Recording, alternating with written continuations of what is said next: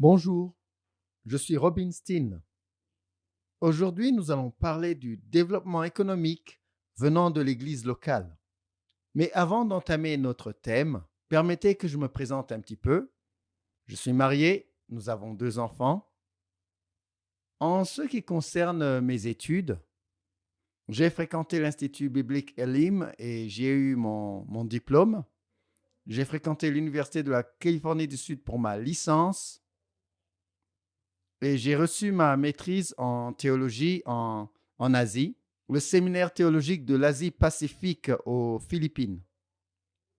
Ma femme et moi avons été des missionnaires pendant plusieurs années. Pendant plusieurs années, nous avons travaillé au Mexique, où nous avons implanté des églises. Et pendant une période de temps, j'ai été le directeur d'une école de formation missionnaire pour préparer les Mexicains au champ missionnaire. Et pendant plusieurs années, j'ai voyagé internationalement en faisant des séminaires dans plusieurs pays. Et maintenant, ça fait plusieurs années. Nous avons été affectés en Asie, où nous avons travaillé avec les églises locales en Asie du Sud-Est sur le ministère holistique. Et je veux parler de cela, le ministère holistique. Du ministère holistique, on tire le développement économique. Et c'est ça notre thème. Nous voulons parler du développement communautaire, basé sur l'Église locale. Mais pour pouvoir nous rappeler, avant d'entrer dans le thème du développement communautaire, nous nous rappelons que lorsque nous faisons du ministère holistique, cela veut dire que nous sommes en train d'obéir à la volonté de Dieu pour l'Église locale de toutes les manières possibles. Et lorsque nous faisons ces choses, notre communauté se développe, les gens sont sauvés, les gens dans l'Église grandissent dans leur foi, et ceci sont les choses pour lesquelles nous recherchons. Nous cherchons des églises fortes et une communauté qui se développe. Alors, quelle est l'idée de Dieu à propos d'une église locale? Très bien. Alors, l'église locale, c'est l'agence de Dieu sur la terre pour amener la bénédiction de toutes les façons possibles. Premièrement, dans la transformation spirituelle, bien sûr. Nous voulons qu'au travers de l'église locale, les gens puissent venir dans une bonne relation avec le Seigneur Jésus-Christ. Deuxièmement, dans la transformation sociale. La transformation sociale commence par une personne, dans la famille, dans l'église locale. Et nous voulons que l'église locale amène une différence dans la communauté, dans la transformation sociale. Et même dans la transformation physique, commençant par la personne et la famille et s'étendant vers la communauté. Nous voulons avoir des corps en bonne santé. Nous voulons avoir des familles en bonne santé. Nous voulons un environnement sain.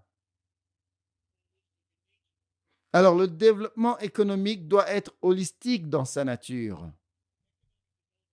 En considérant le développement économique physique, sans le développement spirituel, c'est en vain. J'aimerais dire certaines choses qui sont de deuxième nature aux pasteurs.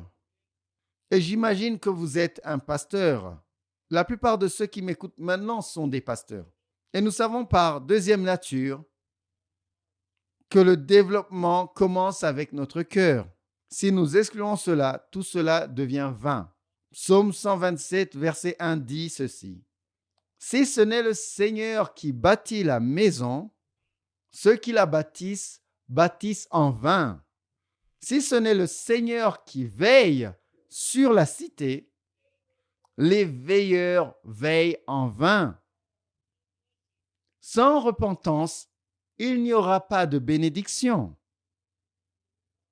Beaucoup de communautés ont été transformées tout simplement parce que les gens dans la communauté se sont séparés de leurs péchés. Je pourrais vous donner des exemples et des exemples.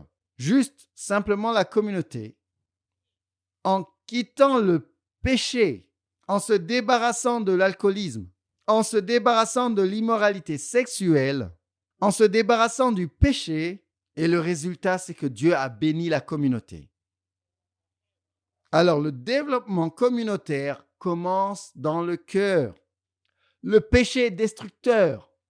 Lorsque les gens cessent de vivre de façon qui est autodestructeur, et qu'ils commencent à vivre dans un style de vie d'obéissance au commandement de Christ, leur vie et leur économie sont transformées. Jérémie 29, verset 11 dit, « Car je connais les projets que j'ai pour vous, déclare le Seigneur, des projets pour vous faire prospérer et non pour vous faire du mal, des plans pour vous donner de l'espérance et un avenir. » C'est ça la volonté de Dieu. Dieu aime bénir. Ce sont ça ses plans. Il veut vous bénir et il veut bénir votre communauté. Deutéronome, chapitre 28, verset 1 dit, « Le Seigneur fera de vous la tête et non la queue. Si vous gardez les commandements de l'Éternel votre Dieu, que je vous donne aujourd'hui, et que vous les suiviez de tout votre cœur, vous serez toujours au sommet et jamais en bas. » Beaucoup se sont retrouvés au sommet, ils ont trouvé la richesse. Pourtant, dans le processus de découvrir la richesse, plusieurs ont abandonné Dieu. De telles personnes ont peut-être les poches pleines, mais leurs cœurs sont vides. Et mon ami, ça, ce n'est pas la véritable richesse. Alors nous nous rappelons nous-mêmes que nous devons mettre Dieu en avant. Obéissance à ses commandements, et en obéissant à ses commandements, Dieu va relâcher la bénédiction. L'université Nation to Nation pourvoit des formations de façon pratique qui peuvent diriger vers la sécurité financière pour l'individu, aussi bien que pour la communauté entièrement. La première étape vers la sécurité financière est l'épargne. Je vais répéter, la première étape, c'est l'épargne. Nous allons parler de groupes d'épargne. Beaucoup de gens vivent leur vie entière, jour après jour, en consommant tout ce qu'ils gagnent, sans avoir assez d'argent même pour demain. Ils travaillent et consomment ce qu'il a gagné aujourd'hui. Il y en a tellement beaucoup qui vivent dans ce cycle sans pouvoir avoir une sorte de reste, une sorte d'épargne qui pourrait les protéger contre les mauvais jours. Nous avons tous des mauvais jours. Chacun a des mauvais jours. Quand il n'y a pas d'épargne, nous allons d'une crise à l'autre. Et ça, c'est un chemin sûr vers la pauvreté. Peut-être vous dites maintenant, vous décrivez la façon dont je vis et je suis pauvre. Je vous le dis maintenant qu'il y a un meilleur moyen. Écoutez-moi, croyez-moi, il y a un meilleur moyen. Nous avons besoin d'une nouvelle façon de penser. Et cette nouvelle façon de penser dit ceci, épargne aujourd'hui, achète demain. Pourquoi est-ce que nous épargnons? Eh bien, nous épargnons pour les urgences. Si nous avons des enfants, nos enfants tomberont malades. Ils auront besoin de leurs uniformes pour l'école.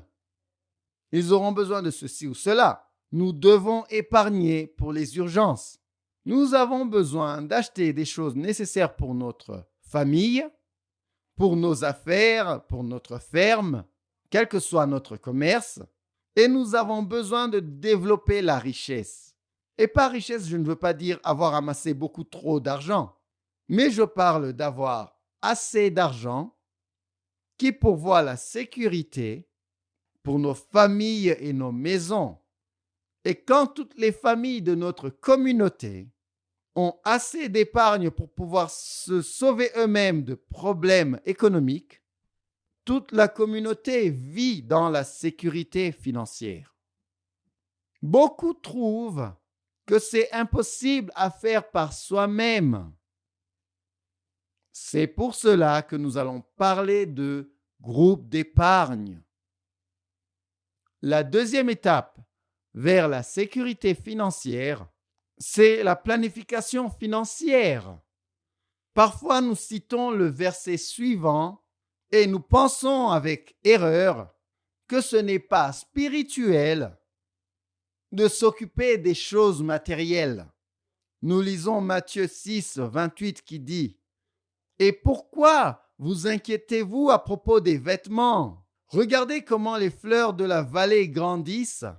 Elles ne labourent ni ne tissent. » Souvent, nous regardons cela et beaucoup de nos prédicateurs regardent cela et vont dire à la congrégation, cela veut dire que nous ne devons pas planifier pour demain, nous ne devons pas penser à propos de demain.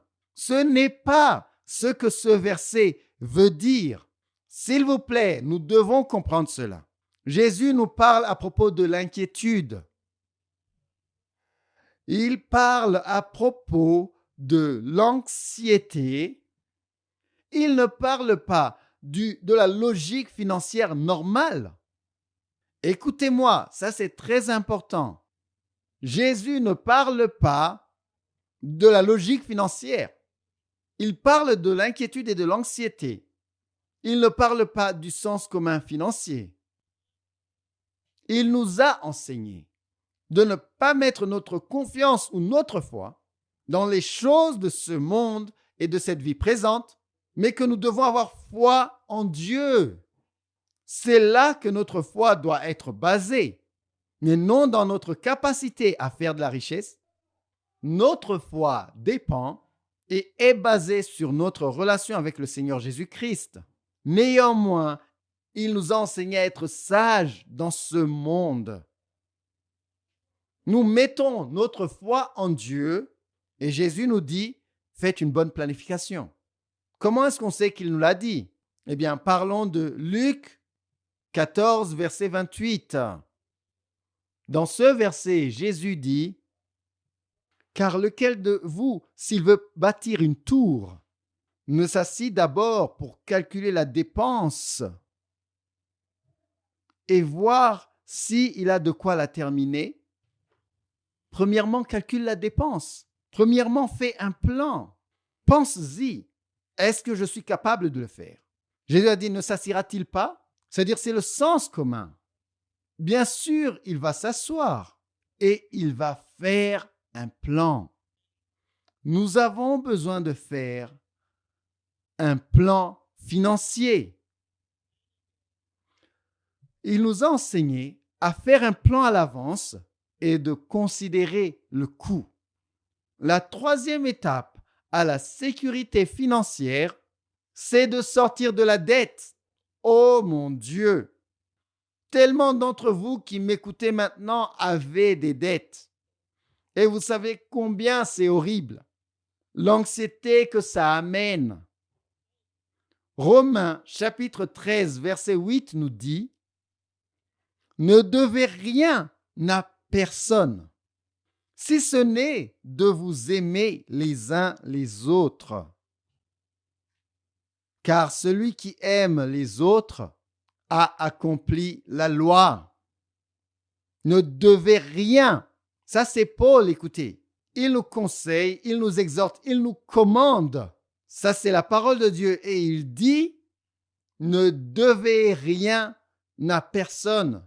Répétez cela avec moi maintenant. Répétez cela avec moi. Ne devez rien à personne. Que ce soit une personne ou une banque.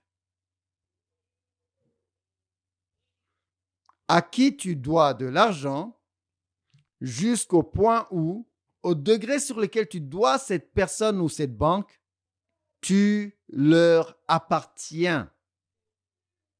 Tu n'aimerais pas appartenir à la banque. Tu ne veux pas appartenir à un emprunteur.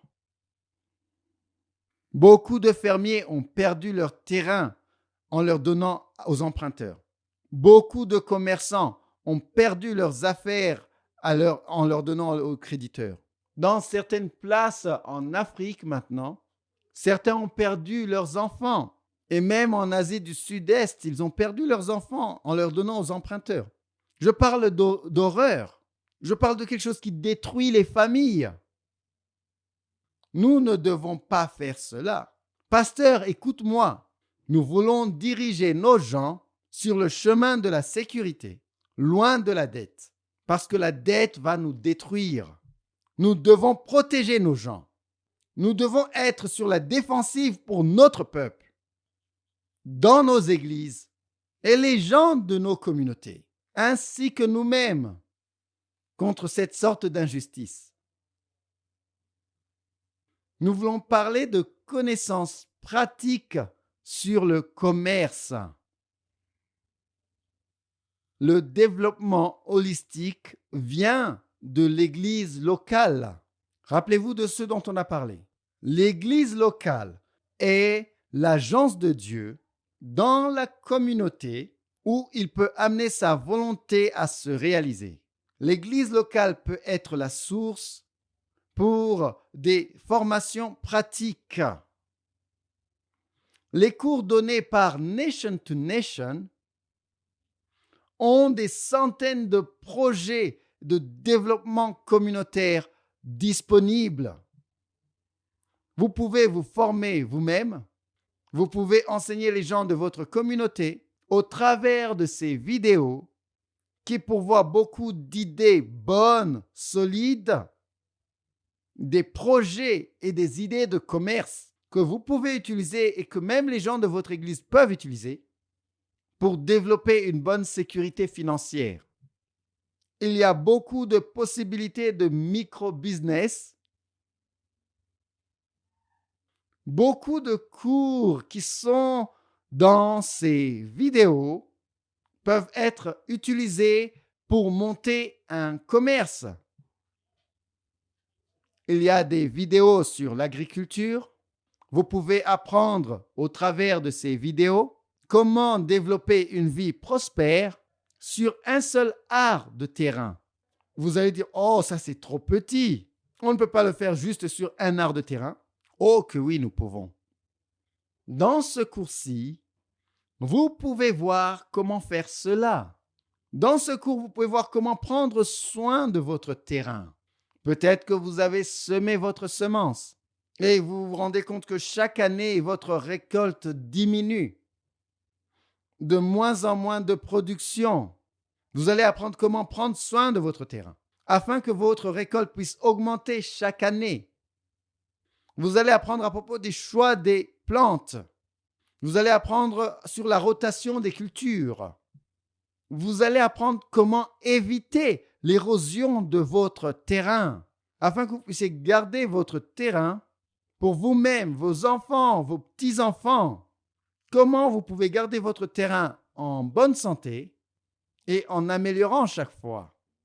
Peut-être vous êtes dans la cité et vous dites, je n'ai pas un art, mais j'ai quand même un toit. Il y a des formations dans ce cours. Comment développer de l'agriculture sur le toit. Vous pouvez faire cela. Vous pouvez pourvoir pour votre famille à partir de ce que vous pouvez cultiver sur votre propre toit. Dans ce cours, nous allons aussi parler de prendre soin du bétail et de la santé. Nous avons des vétérinaires experts, des experts fermiers, des gens qui ont été formés et qui peuvent donner des détails et des formations excellentes de haute qualité sur comment prendre soin de vos animaux. Vous pouvez apprendre sur la santé des animaux. Vous pouvez apprendre les soins médicaux simples pour vos animaux. Vous pouvez apprendre à propos de la nourriture, une bonne nutrition, de l'eau pure, une bonne santé et de l'eau pure, un environnement sain. Vous pouvez apprendre à bâtir les abris pour vos animaux, des petits jusqu'aux gros animaux, au travers de ce programme. Il y a des cours pratiques tels que filtrer l'eau. La plupart d'entre nous souffrons de maladies, tout simplement parce que l'eau que nous buvons n'est pas propre. Il y a des microbes à l'intérieur qui nous amènent des maladies à nous et à nos familles. Nos petits-enfants sont malades et ils ont la diarrhée à cause de l'eau qui est sale. Au travers de ce programme, Vous pouvez apprendre comment faire des simples filtres qui ne sont pas chers. Vous pouvez faire un filtre d'eau grâce au sable. Vous pouvez apprendre comment utiliser les graines de moringa pour purifier l'eau. Vous pouvez même apprendre comment purifier l'eau qui vient du toit de votre maison. De simples cours qui nous aident à garder nos familles en bonne santé. Non pas seulement cela, mais beaucoup de gens en ont fait même un business en construisant des filtres d'eau pour la communauté ou même en purifiant l'eau et en vendant cette eau à la communauté. Et toutes ces choses, beaucoup de ces simples cours peuvent être utilisés comme idée de commerce. Saviez-vous que vous pouviez changer les ordures en briquets? C'est vraiment étonnant. Vous pouvez prendre les ordures ménagères et les compresser d'une certaine façon et avoir un certain mélange qui peut être brûlé pour garder votre maison au chaud et préparer la nourriture. Je regardais les nouvelles dans un pays en Europe. Ce pays et la Suède, ils sont tellement bons à rentabiliser leurs ordures de façon productive que maintenant ils commencent même à importer les ordures d'ailleurs parce qu'ils les utilisent de façon sage. Vous pouvez faire cela chez vous à la maison. Vous pouvez faire cela dans votre communauté. Vous pouvez changer vos ordures en briquets. Vous pouvez apprendre à faire des cuisinières sans fumée. Beaucoup de gens souffrent des yeux et aussi de maladies respiratoires. Et à cause de cela, ce sont les cuisines remplies de fumée. Et beaucoup de gens utilisent le feu dans leur maison et ils vivent dans un environnement plein de fumée. Et ils finissent avec des maladies de poumons et de la gorge. Et ils souffrent des yeux à cause de la fumée. Vous pouvez apprendre à faire des cuisinières sans fumée. Dans ces vidéos, vous pouvez apprendre sur la santé personnelle et l'hygiène. Comment pouvez-vous rester en bonne santé? Comment pouvez-vous garder vos enfants en bonne santé? Comment pouvez-vous les garder avec plein d'énergie qu'ils doivent avoir? Qu'ils puissent avoir leur tête bien fraîche afin qu'ils puissent apprendre, qu'ils puissent grandir comme il faut jusqu'à être adultes et qu'ils puissent devenir les gens que vous voulez qu'ils deviennent.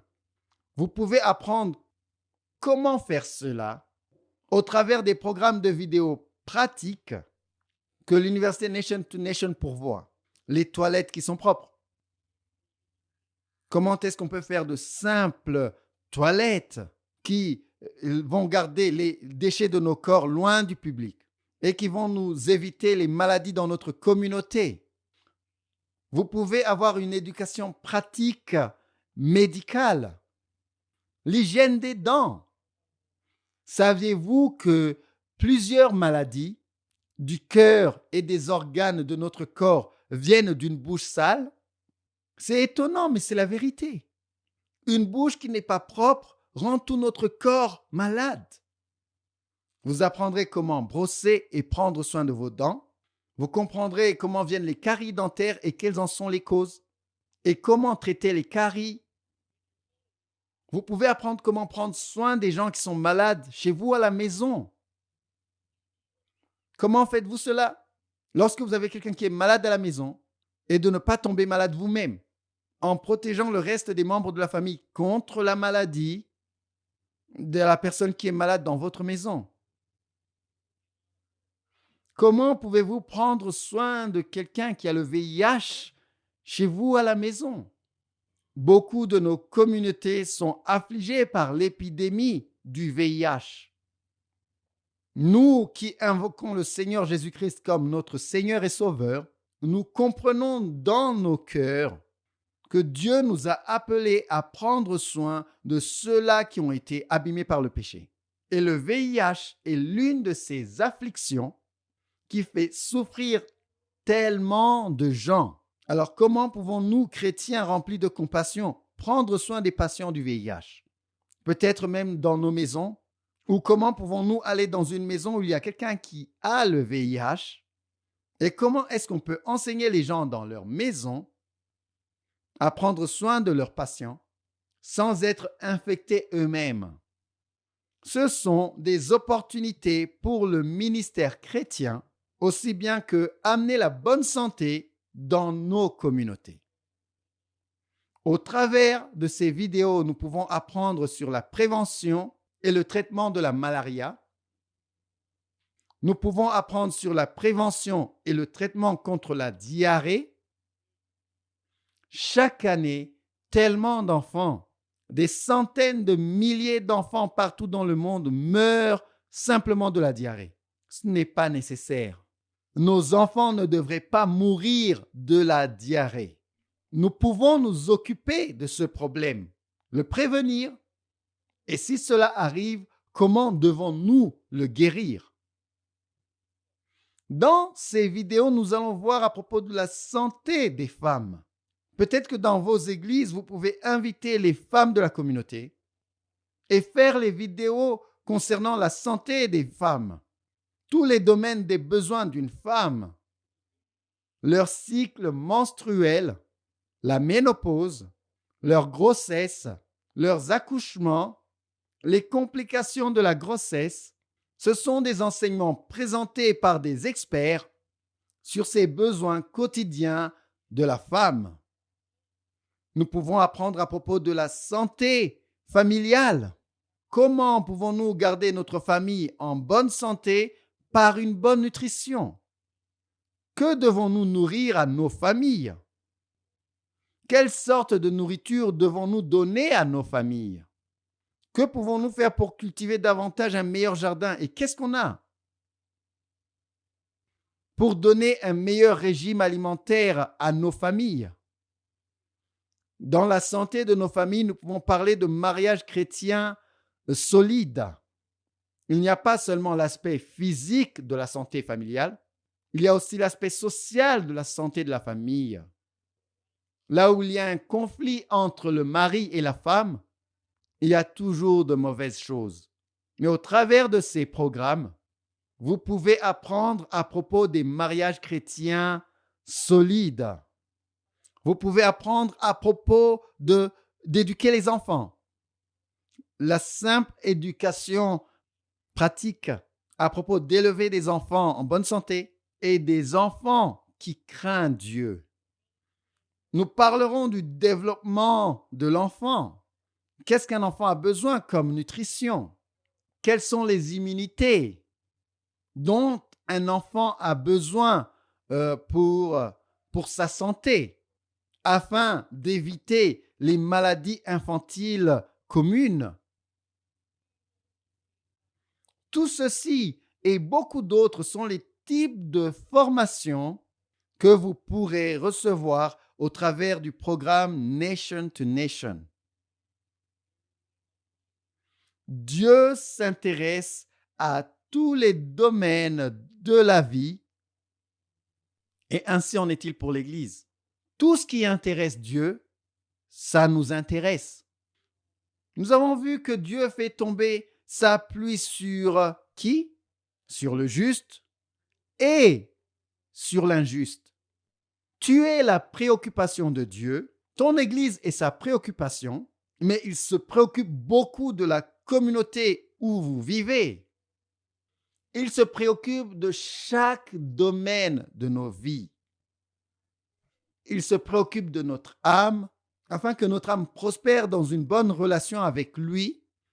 Mais oh mon ami, il se préoccupe aussi de ton bien-être physique et il se préoccupe aussi de ton bien-être social. Et parce qu'il s'en préoccupe, nous, les chrétiens, les croyants en Jésus, nous nous en préoccupons aussi. Nous voulons qu'il y ait une bénédiction dans nos communautés, dans tous les domaines de la vie. Nous sommes les représentants de Dieu ici-bas sur terre. Il nous a envoyés sur la terre et nous le représentons. Ce qu'il veut, c'est ce que nous faisons. Nous représentons ses désirs en aimant notre prochain comme nous-mêmes. Nous sommes ses pieds et ses mains, nous sommes sa bouche, nous sommes son corps dans la communauté pour aider de chaque manière possible. Dieu se préoccupe de notre bien-être. Je vais répéter cela. Dieu se préoccupe de notre bien-être. Dieu veut que nous soyons bien dans ce monde. Il veut que nous soyons la tête et non la queue. Il veut élever l'Église et nos communautés pour être au sommet et non pas en bas. Cela inclut notre santé physique, cela inclut notre santé spirituelle, cela inclut notre santé sociale et cela inclut notre sécurité financière. J'aimerais prier avec vous maintenant et je veux demander une bénédiction de Dieu pour vous alors que vous continuez à chercher sa volonté pour ses objectifs dans tous les domaines de vos vies. Seigneur, maintenant nous te demandons, au nom puissant de notre Seigneur Jésus-Christ, que tu bénisses les gens qui écoutent maintenant. Je te demande, Père, que tu puisses parler à leur cœur et que tu puisses leur faire comprendre combien tu les aimes. Je sais que tu les aimes. J'ai vu ton amour dans ma vie. J'ai vu ton amour dans la vie de ma famille. Et je demande que tu puisses révéler ton amour à ces gens maintenant. Je veux que tu puisses leur révéler que tu les aimes, que tu aimes leur famille, que tu aimes leur église et que tu aimes leur communauté. Que toi, Seigneur, tu te préoccupes de leur bien-être physique, social et spirituel, que tu te préoccupes de eux tous les jours. Alors maintenant, je demande ta bénédiction dans le nom précieux de notre Seigneur Jésus-Christ. Amen.